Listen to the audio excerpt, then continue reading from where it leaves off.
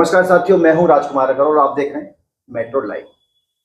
जैसा कि सब विदित है, आज हमारे केजरीवाल जी ने जो बीज बोया था एक, जिसको लीकर को लेकर के, शराब को लेकर, शराब नीति को लेकर के, उसमें केजरीवाल तो चले गए जेल। और उसी मामले में माननीय संजय सिंह जी को आज कोर्ट ने दे दी है बेल। तो विषय होगा केजरीवाल को जेल और संजय को बेल। हमारे साथ हैं दो वक्ता, बीजेपी के और आम आदमी पार्टी के, दोनों ही कर्मठ कार्यकर्ता हैं। आपसे सीधा सीधा सवाल मेरा, केजरीवाल जी चले गए जेल और संजय जी को भेज दिया है बेल पर, आप इस बेल को किस तरह से देखते हैं? वो तो सबको पता था, आपके चैनल के माध्यम से मैं बताना चाहता हूँ। दिल्ली की पूरी जनता, भारत की पूरी जनता जानती है, आम आदमी पार्टी एकदम कट्टर ईमानदार पार्टी है। जैसा कि पूरी पब्लिक और सब कह रहे थे कि आम आदमी पार्टी ने कोई घोटाला नहीं किया है, और अभी तक कोई सिद्ध भी नहीं हुआ है कि घोटाला क्या है आखिर। आज कोर्ट में भी बात हुई, अपनी बात रखी ईडी ने, संजय सिंह के वकील ने भी बात रखी, आपने देखे, आपने सुने सब कुछ।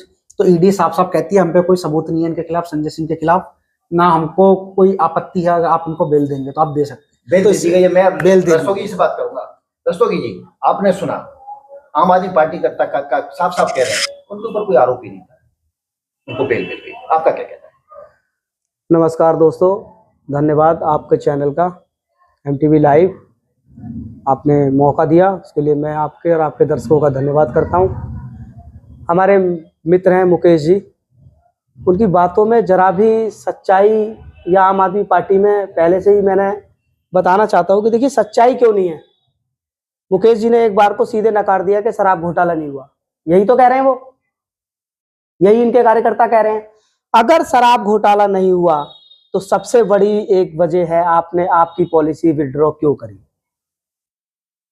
आपने आपकी पॉलिसी, अगर शराब घोटाला ही नहीं हुआ और रेवेन्यू बढ़ रहा है, दिल्ली का रेवेन्यू बढ़ाने के लिए नई पॉलिसी लाई थी आम आदमी पार्टी, तो जब रेवेन्यू बढ़ रहा है और जब रेवेन्यू बढ़ा और आपने उसको विड्रॉ कर लिया तो कहीं तो घोटाला हुआ है।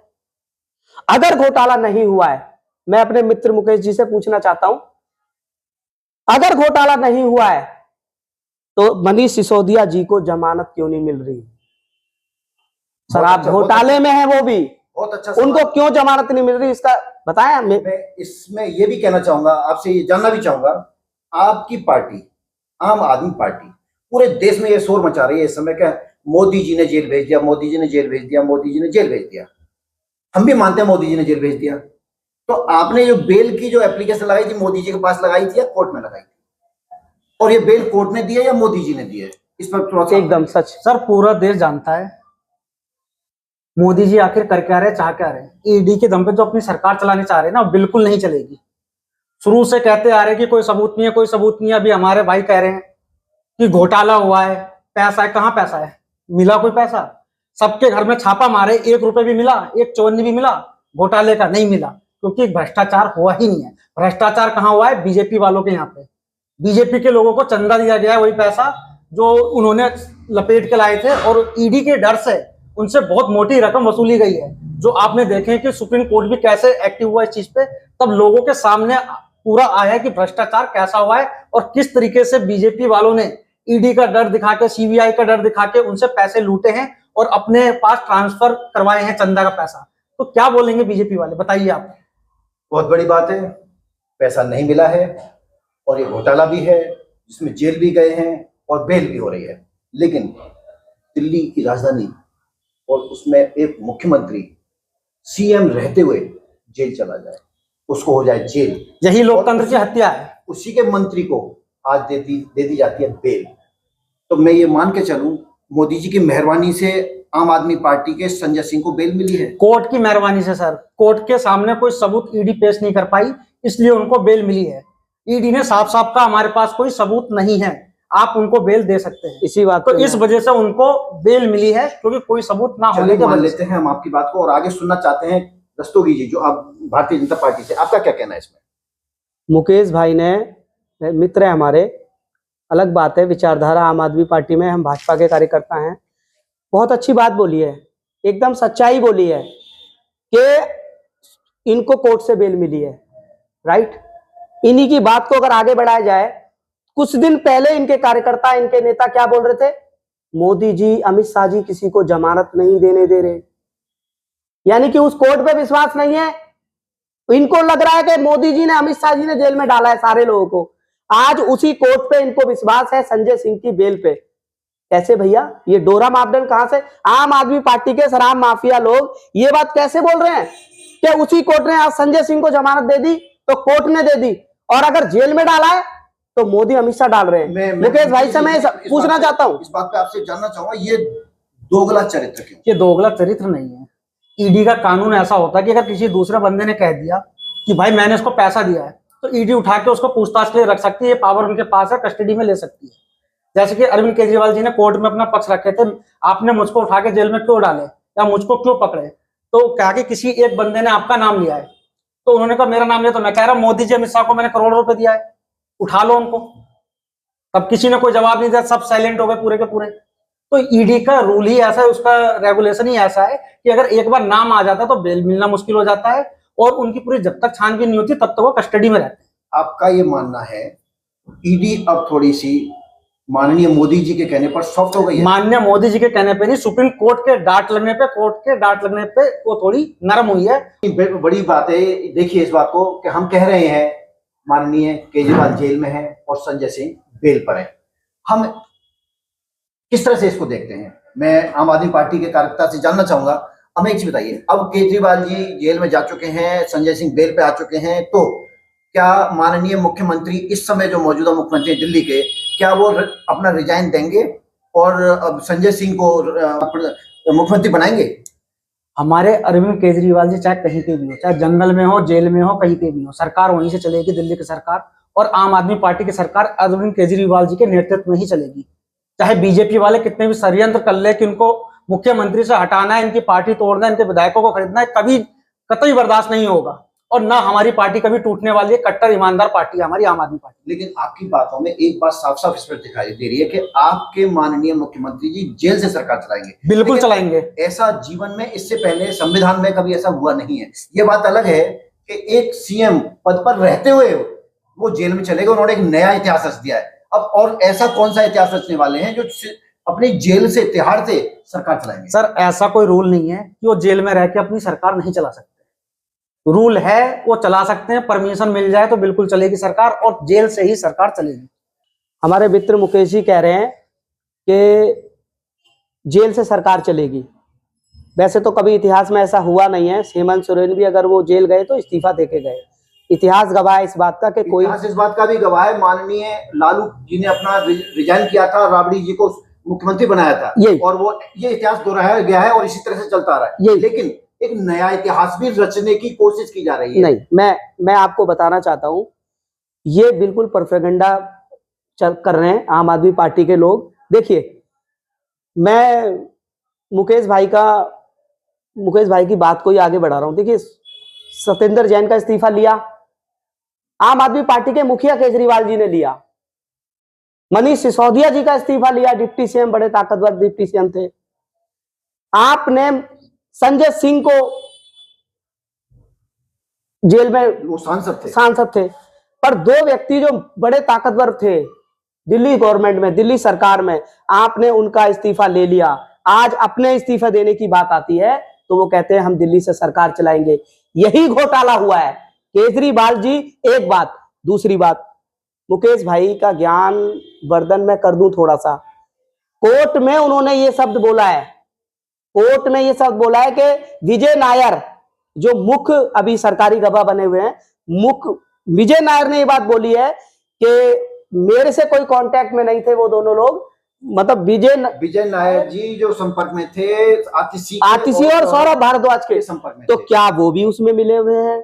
अब अगर उनको उनके बिहाफ पे केजरीवाल जी के ही कोर्ट के नोटिस पे और वक्तव्य पे अगर ईडी सौरभ भारद्वाज जी को, आतिशी जी को अगर नोटिस भेजती है तो क्या ये, समझ गया हूं, मैं जानना चाहता हूं, संजय जी को बाहर भेज दिया है और एक को भेजा है, क्या दो को वापस ईडी में बुलाने की तैयारी है मोदी जी की?